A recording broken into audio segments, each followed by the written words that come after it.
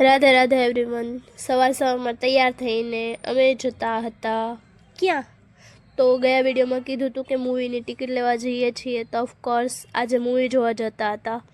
અને મૂવી જોવા માટે તો ઘણા લોકો આવ્યા હતા, અને આઈ થિંક ખબર પડી જ ગઈ હશે તમને બી કે હું કયું મૂવી જોવા માટે આવી છું, કેમ કે હમણાં બધા મૂવી જોવા માટે બહુ જાય છે, તો આઈ થિંક તો તમને ખબર પડી જ ગઈ હશે।